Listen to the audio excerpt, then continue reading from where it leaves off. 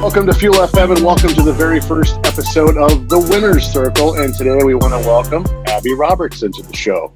Hi, y'all. Hello, Abby. Welcome. Thanks so much for tuning in with us and hanging out for a little bit. Yeah, thanks for letting my dog and I join you.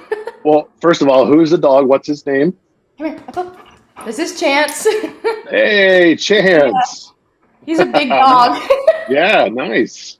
Yeah, but, since being on Winter Jam, I had to have him boarded. And so he just got back 2 days ago, and life is a party right now. Absolutely. I'm going to jump to that question then, since that was my second question of the day. But let's go with the first one. What was it like touring on Winter Jam?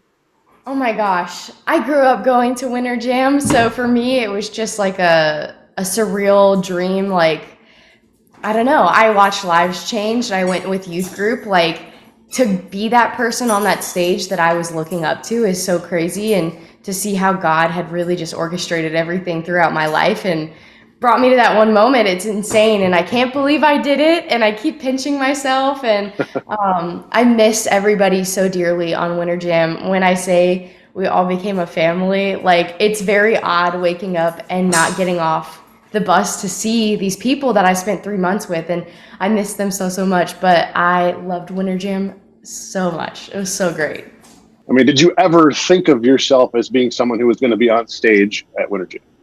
I'm not gonna lie. I remember sitting up at like the nosebleed section because that's where it was cool to hang out. And I turned to this girl, and if I remember correctly, her name was Holly. And I mean, I don't speak to her. I've never seen her since that night, but I said to her, I was like, one day that's going to be me. And I was 15. And I don't know if it was the determination or if it was like a God moment, he's speaking through me, like whatever that was. I did think that. And it's really weird. I just, for whatever reason, I was like, you know what? Like, that's going to be me. And throughout my life, like, I grew up in church and came back to the Lord a year and a half ago. And so, had you asked me that question 2, 3, 4 years ago, I probably would have been like, yeah, I thought that at one point, but I don't want to do that. And since coming back to the Lord, that was the first thing that I got offered as touring. And so I did think I'd be there.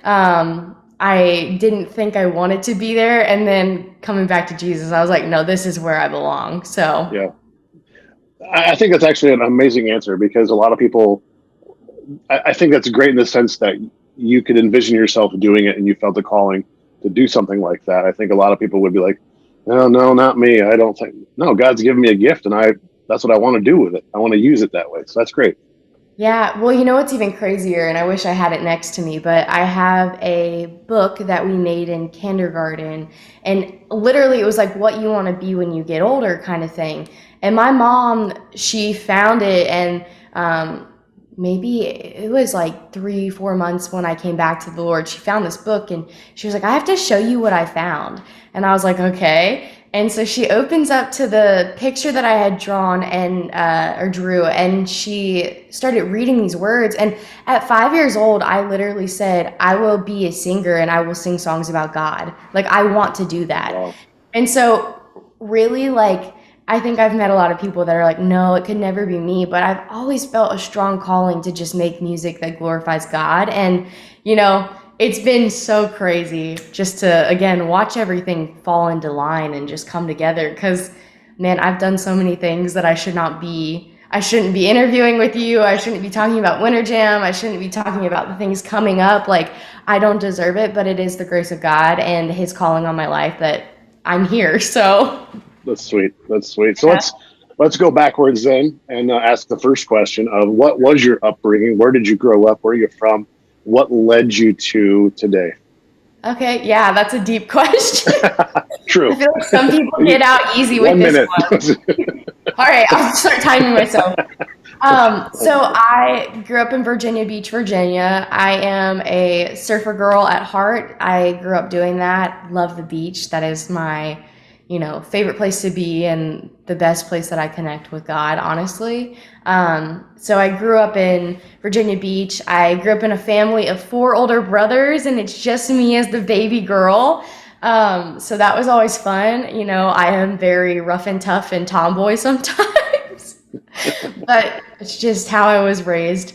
I have two amazing parents, thank God, and you know, they have been my biggest fans, my biggest supporters. My mom is my strongest prayer warrior. Like that woman was on her face probably every morning, just praying that God would keep all of us safe and, you know, put us on the right path.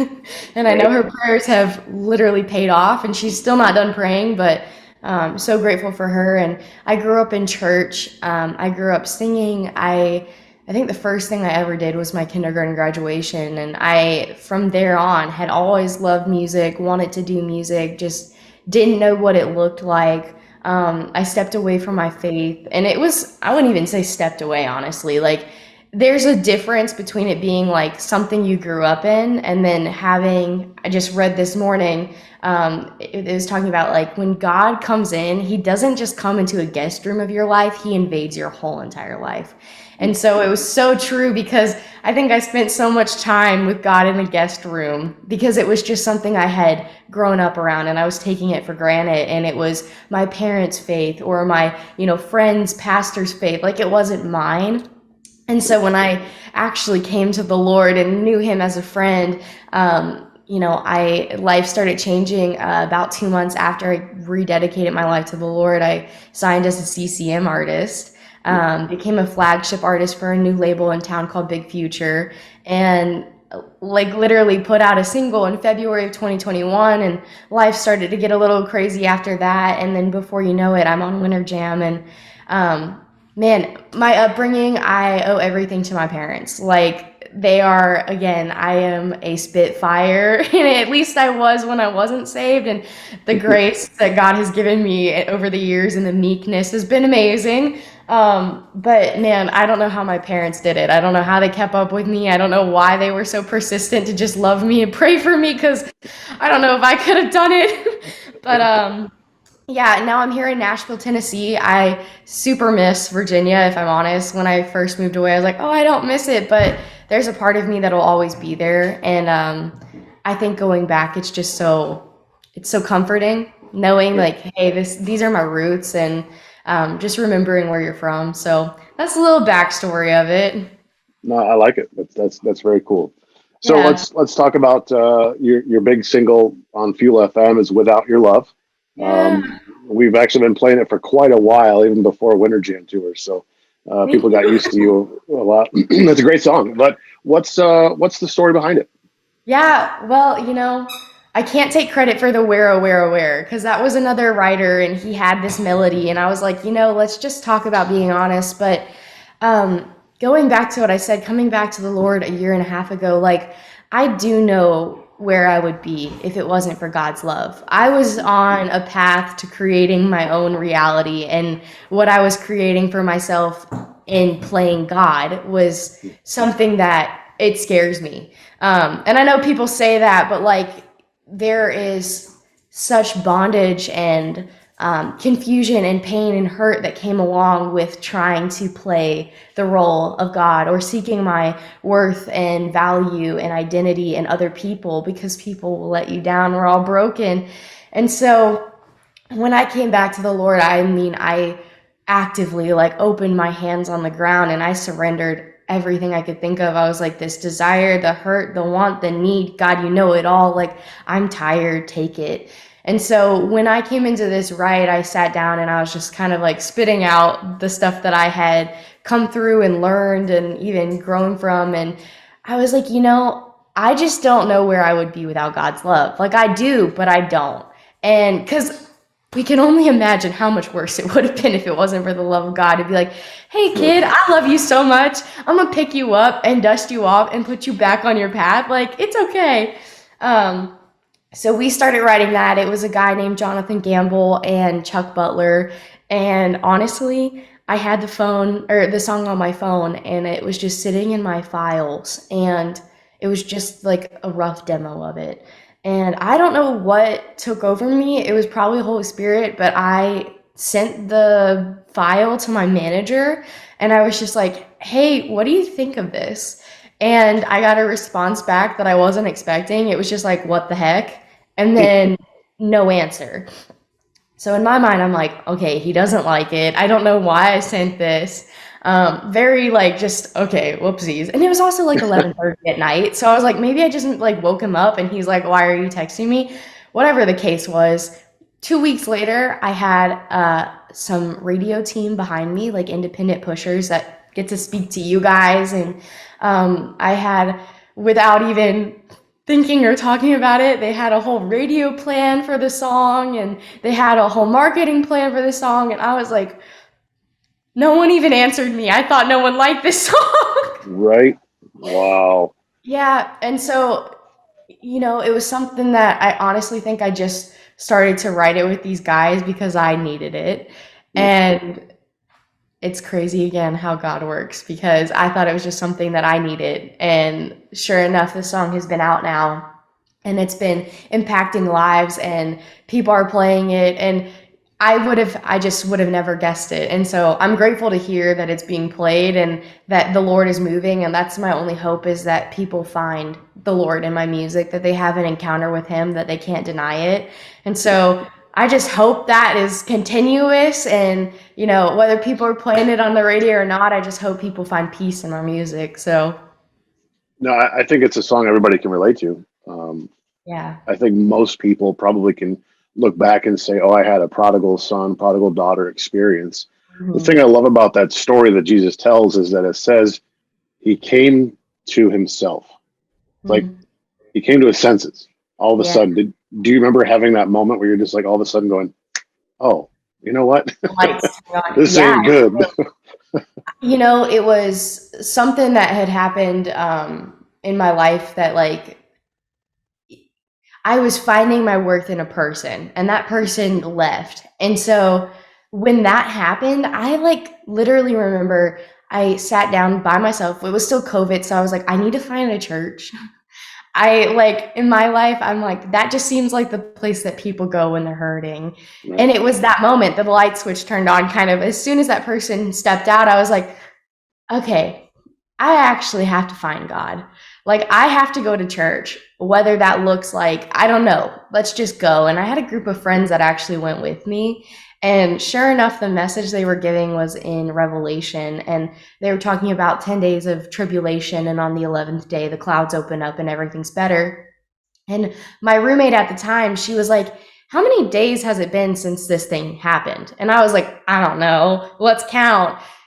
The Sunday that I went to church was the 11th day. Like, and as someone who grew up in church, I was always the person like, God, give me a sign. I need a sign. I need a sign because my faith was so little. And so I just walked in there broken as I was. And in my minds, this goes back to without your love. I really thought that I was, or I mean, we all are, we're wretched. And I was like, man, God turns that into royalty. And I told myself constantly I was a mess, but He takes that and uses it. And so having that moment, having them say on the 11th day, the clouds open up, whatever, it was that day that I was like, I give my life back to the Lord. And so it was a light switch moment. And, as dramatic as this is, I was falling apart in that church. I still go there. So hopefully I've redeemed myself. But I mean, I was a mess. And all of these friends around me just had their arms on me and they were holding me up while I was crying. And, he's like, this worship music's playing, this amazing message just happened. And I can only imagine that's what it looks like in heaven too, just a body of Christ loving on one another. And so that was my light switch moment. Yeah. Have you seen the Chosen series yet? I have. I got COVID in 2021 of No. January. I There you watched every single one of them. go. One of my favorite scenes in that series is when Mary comes back. Oh, spoiler alert for those of you who haven't seen it yet. Careful here. When Mary comes back to Jesus after, Simon and Matthew go get her. Mhm. And he's like, just look up, look at me. And she's like, I can't. He goes, look at me. And then he says, I forgive you. It's just like, that's exactly what he's just waiting for us to come back. And I think that's when we realize with your song, and where would I be without your love? That's just an amazing message, we can relate to that. So that's good. It's cool. All that. All right. Let's switch up a little lighter here. I know, let's get a little light. It's so heavy. No, it's good. I appreciate it. What would you say artists or bands throughout your career or even before your career would you say have inspired you throughout your life? Oh man. I feel like, the right answer is like, oh, I love Cats and Crowns. I love Cats Right? and Crowns. No, we want real answers. But because like, yeah, I pulled from everything. Like I listen to Mhm. Cast and Crowns all the time. I listen to Mercy Me all the time.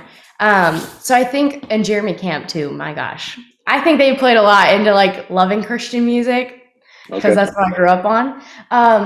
But I think like, I know she's not in Christian music, but and I have to admit this is the first time I've ever said this out loud. I love Katy Perry. I don't, like her as an artist, I Sure. just love how, and maybe more so like 2011 Katy Perry, but just Mhm. how fun and spunky she is. And I like, in my head, I was like, man, I could do that in Christian music. Like, life's fun. And so Yeah. I loved listening to her growing up.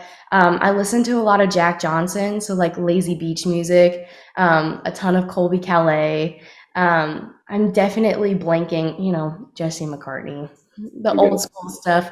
But I luckily had a family that listened to everything, and so Mhm. we pulled inspiration from anything. And in middle school, I absolutely love the Rolling Stones. Have been to a few of their concerts. I'm not gonna lie, and it's just so cool. And I think my first concert ever too, and this is a huge inspiration moment, but the Newsboys, the Captain Crunch song. I There you know, go.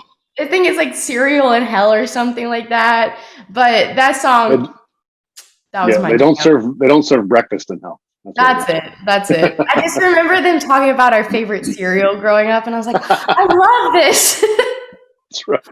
Yeah, Christians can have fun. It's all right. It's good. Yeah. Well, because Abby Robertson has been to a Rolling Stones concert, we'll be ending this interview today. No, I'm You are canceled. kidding. So, one of the big things about being an artist, I've noticed in the last few years, especially when I'm a big fan of American Idol, so I watch it a lot. But Yeah. is the birth of social media, the exposure rate now is just really high. Where most people way back in the day, we didn't have that avenue to be noticed, to be heard. Has social media and how has social media helped you in your career so far? Yeah, I think that's a great question. Hopefully, my answer lives up to that question. But I think social media has been a huge blessing. Like I said, I hope people have an encounter with the Lord. Mhm. And, I don't love social media, just personally speaking. Um, and that just comes with was at the age when it became a thing and watching it progress and just the effect it's having on our younger generation, because that's where my heart is as a younger generation. And so I ask questions of like, how's this impacting you? I'm not in love with it. But in saying that, I remember stumbling across things like on YouTube when I was younger, and I think today, people could stumble across my music and literally get saved. They could stumble across Megan Duke's music and get saved. They could stumble across Torrin Wells' music and get saved. Like, I think social media has and can be used in the right way to Sure. impact lives in a great way. And I think, at least what I'm seeing on social media now, you can be more open and honest. I think people are looking for that. And how real is it? Only that person can make the judge of how real they're being. But I think social media can be great. I can, interact with people on a level that I could probably only interact with them if I saw them in person. And I've had lots of life-giving conversations with kids and younger girls and married women and, single moms, and just to be able to share like, hey, this is where I'm at. Can you pray for me? And the Lord gave me the word in 2021 of intentional. And so I am just very intentional with like trying to connect with people, even if it is on a phone. So I think in some ways, social media has been great for connecting with Sure. people and, having real life conversations, even though we're not in real life. And then too, just it has helped, people come to know me more, and hopefully knowing me, they get to know the Lord more. And Yep. um, yeah, I think I'm still trying to figure it out. I'm only 22 as well. And so I'm still in that age group where like social media does have an effect on all of us, but like our younger crowd, I don't know how people younger than me are doing it because it's a lot. So let's time for some fun now. Let's go. So Okay. every Saturday night we play a game with Victory Lane called Would You Rather, and so I Okay. have three quick questions of Would you rather. So there we go. Abby Robertson, would you rather give up air conditioning and heating for the rest of your life, or give up the internet for the rest of your life? Oh, the internet. Goodbye. that's, Get rid of it. that's hands down easy question. I know. Yeah. I had the same answer. Would you rather communicate only using emojis, or never be able to text at all ever again? I only think this is funny because my father only sends emojis. The man does not, like, I'm sure he's commented on the Fuels page. Like, he only sends emojis. It's it's a dad thing. I would follow in my father's footsteps and only use emojis. Okay, because it's Yes. really, you can be quite effective in communicating. Yeah. You always know how I feel. That's true. Okay, here we go. Last one. Would you rather have the ability to see 10 minutes into the future, or 150 years into the future? Oh my gosh. Probably 10. Yeah, that's what I Probably said too. 10. Yeah, 150 scares me. I rather let, God know. I don't want to know. I'll be dead anyway. What difference does it make? Yeah. It I want won't to know matter. if I want to know if the light's going to be green by the time I get there, right? Yeah, you know what? Or just like 10 minutes in advance. So if I'm driving to like a drive-through line, let me know how that interaction is going to go before I get in line. Yeah. We recently, in the last, oh gosh, month, I guess, month and a half, got our first Chick-fil-A in northern Michigan. What? Yeah. I know that's a thing. I know people, don't have Chick-fil-A. I lived in South Dakota for a little bit and they didn't have a Chick-fil-A. Yeah. I don't know how you guys have been surviving. Well, you can tell that we haven't been doing well, because once it opened, Everyone, traffic was like, yeah. what are you doing? So, but it's been fun now. We all have it. We all love it. We feel like Jesus finally came to Traverse City, Michigan. You So guys have been blessed. The that's blessing of right. Chick-fil-A is on you. Right. Hey, since you're a beach girl, you need to come to northern Michigan sometime. So we Yeah. have some amazing beaches. It's all freshwater lakes, and it's good Sharks. stuff. So no sharks, No sharks. I will unsalted. say, before we get off this, I did grow up, obviously, hanging out at the ocean front. We had sand sharks, and they would nip your feet. Like, Oh, no joke. Sand sharks in Virginia Beach are a thing, wholeheartedly. They're terrible. no thanks. They're like this big, and Yeah, they're just, ugh. nope, Yeah. not gonna do it. All right. Well, before we get off, and again, I thank you for being on with us today, but just kind of leave those who are watching. This was an encouraging message in 2022 from Abby Robertson. Yeah. Hey, this is something that I said at Winter Jam. I will continue to say it, but like, you are so deeply seen. I know this world feels like it can be isolating at times, but I want to let you know that I'm here. Reach out to me. I'm sure the Fuel people would talk to you as well, but you're seen and God sees you exactly where you're at. You are so deeply loved. I had a lot of struggle trying to believe that anyone could love me, and more so that God could love somebody like me, but you are so, so, so loved. So hold on to that and know that like it doesn't matter what the world says. And also too that like your life matters so much. And so that is something that I will stand for and continue to talk about, but I don't know what's going on. I know life can be hard. I know I've been in seasons where I'm like, I don't know how I can even see the light at the end of the tunnel, but just press in to your friends, your family, God, whoever you feel safest to talk to, or, whatever that looks like for you. Just know that like life is worth living and it gets better. And I've been there and I understand that it's hard, but I promise you, God can get you through it. So just keep on holding on. And yeah, I love everybody. I hope that Perfect. helped, but yeah. That was great. We're going to take an offering now. So good job. Awesome. Well, Abby and Chance, thanks so much for hanging out with us on the inaugural The Winners Circle show Of here at course. Fuel FM. Thanks for having us. Thanks for listening to him guzzle water. Absolutely. And hopefully we'll see you in Northern Michigan sometime in the near future. Yes, I will let you guys know when I'm out there.